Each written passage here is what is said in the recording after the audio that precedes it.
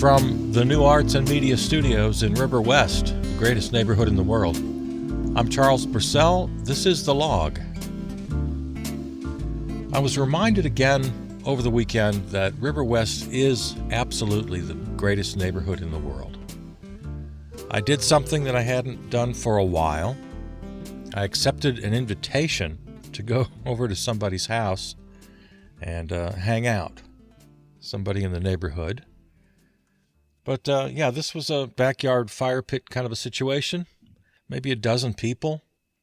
And it was really something. It was a reminder of why I love this neighborhood. Everybody there just kind of, fitting the description, fitting the bill, sort of hippie-ish and free. The conversation was free. The vibe was cool. Interesting, deep, meaningful conversations peppered in with silly conversations, peppered in with a little music and singing. It was pretty great. And the attitude I got from everybody and the vibe I got from the whole experience was everybody was living their lives as best they could, living gently on the earth. Nobody there was selling their soul to anybody. Everybody just sort of doing their best in this sort of sweet, modest way. The kind of people I just really admire. Now, I'll give you a comparison, and this is going to sound judgmental, okay? I confess, it's going to sound judgmental right away. So that's my confession out of the gate. But compare this to your suburban backyard barbecue, and everybody's got their little dish they're passing around, and the men are standing around the barbecue grill and the women are doing all the rest of the work. And people sort of are in uniform, They look the way they're expected to look, their clothing, their haircuts. And the talk is mostly about money in one way or another, because it's about work, or it's about a new addition on the house, or it's about something having to do with their job, or maybe bragging about the kids and their latest accomplishment. Oh, graduated from such and such with such and such accolades and awards, or my kid got a promotion, my kid has now got 10 people under him. I'm very familiar with that setting. And this was not that at all. This was, by comparison, zero pretentiousness, zero posing, just absolute freedom. It's the way the world ought to work, and I wish that for everybody. So, thanks for reminding me, and I will try to live up to my own goals in life. My goal in life is to be that free. I'm the neurotic one around the campfire in that situation. I'm the one who's self-conscious. Now, I can't dig into everybody's brain. I don't know what the others were thinking. They certainly didn't give any indication. Of course, I probably didn't give any indication either. I probably hid my neuroses. Well, speaking of how the world ought to work, I want to try to frame this conversation today in a more positive tone. I don't know if I'm going to have any luck, because I need to talk about this so-called return to normalcy out of the pandemic, especially as it regards the return to work and the rebounding of the economy. It's all over the front pages. You know what I'm talking about, especially this conversation all teed up because of those April jobs numbers that were released. Economists expectations were up to or over 1 million jobs created, and it was only 266 or 67,000. So relative to expectations, it was dismally low, about a quarter of what was expected. There's a labor shortage, and everybody's all upset. What happened? Why were we so wrong? Why are the jobs numbers so low? And to me, this is just crazy. To my mind, everybody is wrong about this. Just everybody. Well, no, I need to walk this back right away. There are some saying, look, you can't expect people just to jump back into the labor market. And I've seen it myself. I've seen it anecdotally right here in the neighborhood. Just walking around, there's a sign in every window, no hiring, now hiring, positions open. And apparently this is a condition all over the country. People want to hire workers, and they're not getting the applicants. So one thing for sure, people are just dead wrong. This charge that, oh, well, because of unemployment benefits, which are too generous, well, people don't want to go back to work. That's an easy assumption to make if you're just pulling opinions out of your butt, because it does seem to sort of make sense. Well, okay, I guess that sounds about right. The problem is, these aren't things that we just kind of think or have hunches about. These are knowable things. And the data shows that it's not true. You can actually look at the science, the research, the social research, the numbers. They tell us clearly that that's not the issue. Reasonable or even generous unemployment benefits do not keep people out of the labor market. The only people making that argument are just making it because, I don't know, it kind of seems to make sense. But they can't point to any data to prove it because there is no such data. In fact, the opposite is true. So let's just put that aside right now. What does the data tell us? Well, when they talk to these people, when actual researchers bother to actually talk to people, there are lots of really good reasons for people not re-entering the workforce. And when we say people, let's be honest about this, it's mostly women. This is almost entirely an issue about women. Women lost all of the jobs. Women, and especially women of color, hold all of these especially low-wage jobs in the service industry, bars, restaurants, hospitality, cleaning services, that sort of thing. So many low-wage jobs. And these women tell the people who actually bother to ask them that, there are reasons. There's still a damn pandemic out there, and I'm not sure I want to get on a crowded bus to go to my job. My crummy paying job, by the way. You know, it's only a little over a third of Americans have been vaccinated. 34.3% of the U.S. population has been vaccinated. I just looked up the number before I started talking to you. There is some real hesitation just to go out into the world. Many of these jobs, again, are in hospitality, in bars and restaurants, servers, that line of work, which has been the single most dangerous job to have during the pandemic. So are you going to blame people for being a little reticent about going back into that world? Not to mention the fact that a lot of the people who aren't showing up for work aren't showing up because they're buried 6 feet under, because they're dead. A great percentage of people who died due to the pandemic are people who worked in high-risk jobs, where you're out with people. You're working shoulder to shoulder with other people. You're out in public. An outsized portion of those people died from this f***ing pandemic. And you're going to blame people for not wanting just to jump right back in? I know everybody's excited. You're all excited about the pandemic being over, taking off the mask, getting back out and going out to restaurants, and getting on an airplane and flying here and flying there and being all this, having all this wonderful normal life and having a big old summer and going to your concerts. Okay, fine. I know you all need you need that. I'm an introvert from way back, so I don't really relate. But okay, I'm trying to be understanding about all the rest of you. You need this sort of thing. But when it comes to the labor market, you're going to blame people for being reticent about jumping back in? I don't think so. Nobody's lazy. Nobody's fat and happy getting rich on their unemployment. The data just doesn't show that. In fact, it shows the opposite. But this pandemic is a big deal, and the attending recession was a big deal, and it's going to take us a while to recover from it.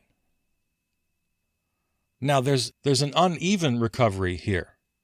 Consumer confidence apparently has surged, so people want to buy things. But everything's shut down. So getting the supply chains back up and getting everything up and running again, it just can't happen with a flip of a switch. So there's going to be a lag. That's why this lumber story is so weird. You've heard that the price of wood, the price of lumber is skyrocketed. Well, they shut everything down in light of the pandemic. Nothing was happening. It's taken them a while to rev things up again. Again, it's not like turning on a light switch. So consumer confidence, which is really just an attitude in your brain, that's surging. People want to go out and do things. They want to sit at their computer screen and buy things.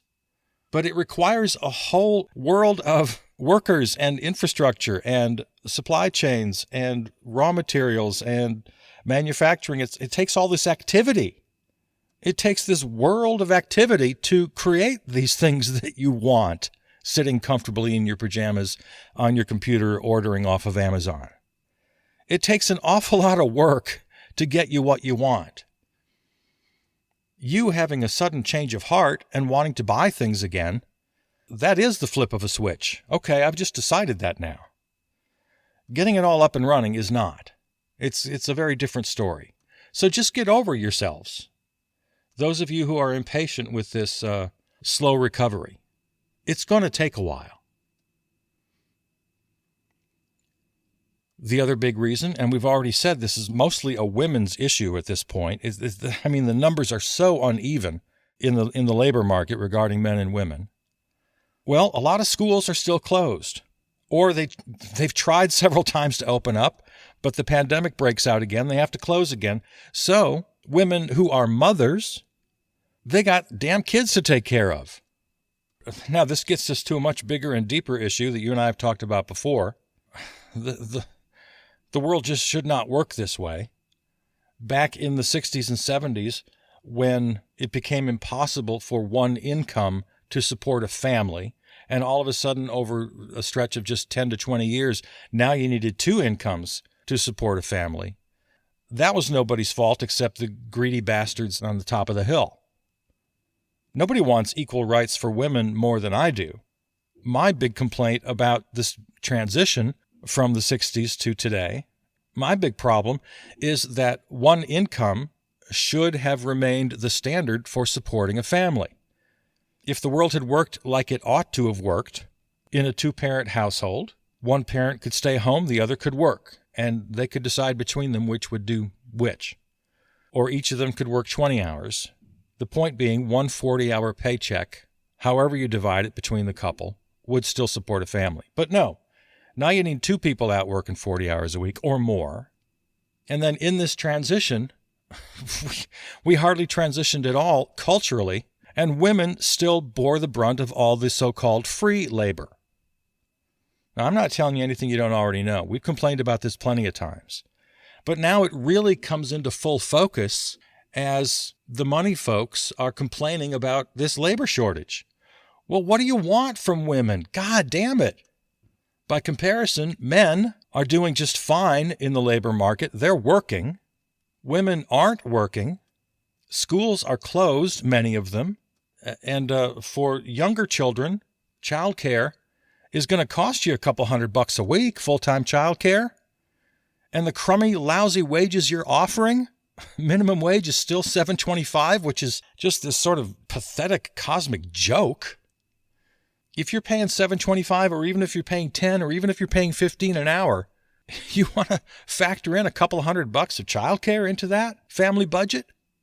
It doesn't make it worthwhile. It doesn't make it feasible. Something that hardly ever gets talked about is the cost of having a job. Now you have to have a whole new wardrobe, depending on what your job is.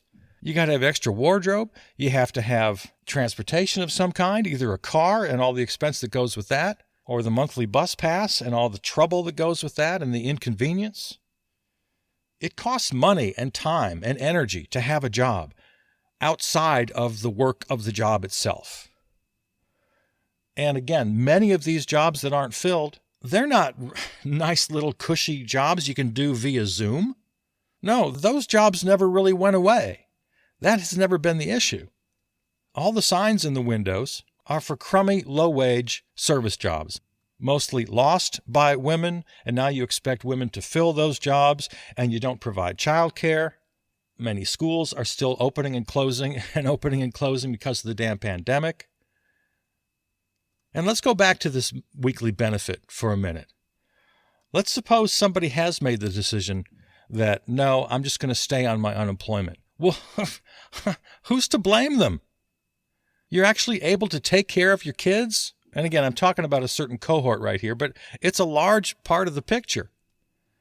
You can actually be a responsible parent and take care of your kids and get done what needs to be done and have enough money to live on. Nobody's getting rich off this unemployment, believe me. You can actually live sort of a normal life, and you can keep paying your rent, and you can buy some food. And you're going to give that up to go work for $10 an hour? Make your life way harder, try to cobble together enough change out of the sofa cushions to pay for childcare. And what kind of quality childcare are you getting when you go bargain basement? So no, people aren't lazy. People are making the right decisions for themselves. They know what they're doing. And if you can't, as an employer, compete wage-wise with that crummy $300 a week unemployment, then you have no business being in business. Well, how dare you not work for me and my slave wages that I'm offering? Get out of here with that. Now, I started by saying I wanted to stay positive. I fell off the wagon pretty quickly, didn't I? Here, let me attempt to get back to some positive ideas. Now, here I'm speculating. Full disclosure, I'm speculating. But it's hopeful speculation. I'm really hoping that people, especially younger people, millennials and Gen Zers, and especially women, because really that's who we're talking about, by and large, to a great extent. We're talking about women, we're talking about women of color, we're talking about young women, and we're talking about moms.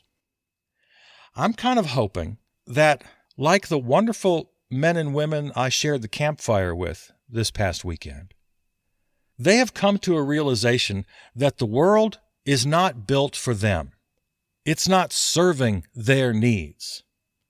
And damn it, they're going to try to build a life that serves their needs and the needs of their children if they have children.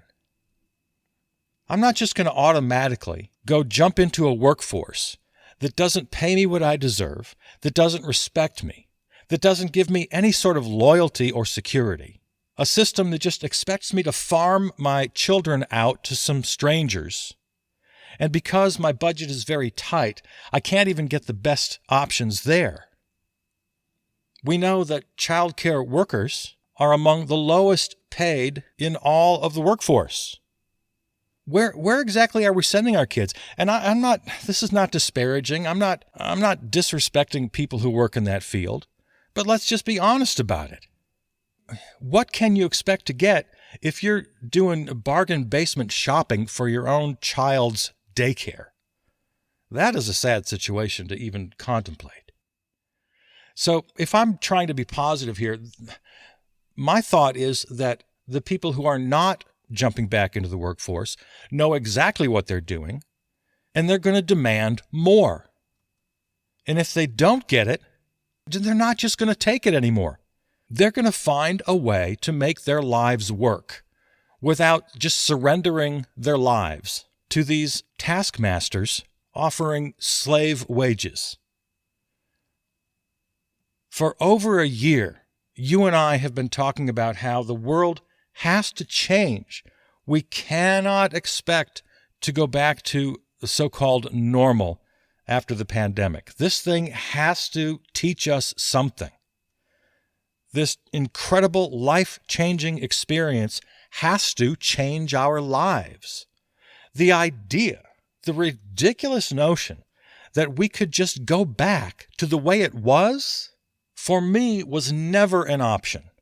But to so many talkers out there, their lack of imagination is just frightening.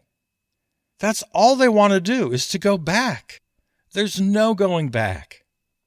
The fact that we've learned that so many people can work remotely, there can be flexibility in the workforce. The idea that slave wages have never been acceptable, and let's now decide together as a society that they never will be acceptable. The idea that the people who did the most important work, childcare, grocery store workers, people who grow our food and sell us our food, healthcare workers, especially the frontline healthcare workers, all these positions, the lowest paid positions, the least respected positions in society. Have we honestly not learned our lesson that that was totally backwards? That all of these frontline workers, who we now know as essential workers, we haven't learned as a society that they deserve our complete respect, that they deserve a true living wage, a comfortable living wage? We're really going to come out the other end of this pandemic having learned none of that? That's insane to me. And yet nobody is giving us any indication, nobody in power, nobody among the elites in business or politics, nobody among the talkers, the pundits, the talking heads in media, none of them are giving us any indication that they've learned any of this. They've learned nothing. And I'm including at this point the Biden administration. Vice President Kamala Harris was quoted the other day as saying, "Women leaving the workforce is a national emergency," suggesting that we need all women back in the workforce. Well, as I tried to explain earlier, we never needed that. We needed some women in the workforce. We need a lot of men to leave the workforce. Yes, of course, I'm 100% for full equality of opportunity. Yes, obviously. I hope that goes without saying, but I'm going to say it. I'm going to make sure I'm clear about this. 100% of adults should not be in the workforce. And this is the default position of everybody, including Kamala Harris, President Joe Biden, even Elizabeth Warren, and my man Bernie Sanders, the people I love and admire. They are also dead wrong. We only actually need a fraction of the adult men and women in this country in the traditional workforce. We don't need the rest of them in the traditional workforce. And to expect that they should be there, and to expect this infinite growth, which you and I have talked about until we're blue in the face. We can't have continued growth if we want to have a sustainable planet. We have to slow things down. We have to have negative growth. We have to retract the economy, not grow it, if we want to live on this planet. Infinite growth is impossible. The climate crisis has taught us this. Everybody in the paid workforce is a ridiculous expectation. It's an artificial expectation. All this so-called free labor that's been happening for generations, raising children, caring for elderly, just doing the basic caretaking of a community, a neighborhood. For generations, this was unpaid labor done mostly by women. It's time to honor all labor. And the way you honor all labor is to separate money from work. And that's the lesson we have to learn from this pandemic going forward. And God forbid, the next pandemic that's sure to come. And ask any virologist, ask any expert in the field, there's another one coming down the road at some point. I heard another commentator over the weekend use the term care crisis. Care crisis, meaning there's not enough professional child care available, affordable child care, so that mothers can go to work. It's a crisis.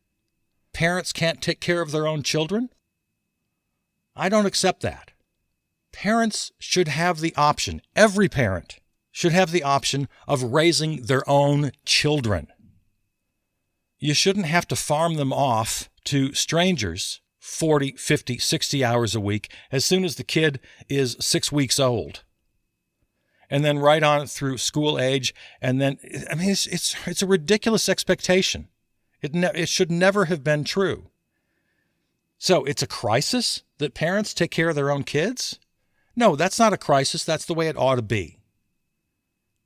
It's time for all unpaid labor to be 100% fully respected and on an equal par with all so-called paid labor. It's time to separate money and work. Give everybody a UBI, provide basic support for everyone, let each citizen choose the type of work they will do. Everything will get done. You know what won't get done? We probably won't have as many crappy little unhealthy fast food restaurants on every corner. There are a lot of dumbass jobs that just won't get done because nobody will want to do them. Kind of like now. You got to have a damn little burger joint or a pizza place. You got to have 10 of them on every block. You know what? People don't want to do that work. They only do it when they're forced to do it. And if they can find a way out of it, they find their way out. And that's why there's a labor shortage. One of the reasons, that and they don't want to fucking die. And it's too late in the program to get back into this whole COVID thing. But come on. Of course, everybody wants it to be over. But when half the world is on fire, damn, look at India. Look at half the states in this country. Yeah, half the states have diminishing cases, and that's what everybody wants to point to. But the fact is, we're not out of the woods yet. We still have 600, 700, 800 people a day dying of this damn thing, and we want to act like it's all over. You're going to blame people for being careful? For not wanting to just jump back on a crowded bus and then back into a crowded work environment? Come on. So my optimistic view of this, this is me being positive. I think a lot of folks have figured out that the old ways weren't working, and they are refusing at this point just to jump back into the deep end of the pool because they were drowning before, and they're not going to jump back into that deep end. Pay people what they're worth for work that they're proud to do. Don't expect, even demand, that they literally surrender their children, farm them out to stranger care. All work should have dignity. None of it should be tied to wage slavery ever again. And if you're having a so-called labor shortage right now, maybe you better think a little deeper about why that is. My greatest hope, my most optimistic dream, is that people are starting to understand how abusive and unfair this system has always been, and they are refusing to participate in it anymore. That's why you got your damn labor shortage. And for those of you who yell freedom, that's your clarion call. Freedom, freedom, freedom. Why don't you understand finally what that word actually means? Give people freedom to live their lives, to offer their labor in a manner that they choose. Don't just expect them to be wage slaves in your abusive, exploitive system. I think people are starting to get it. I think they are. All right. Be well, everybody. I love you. I'm Charles Purcell.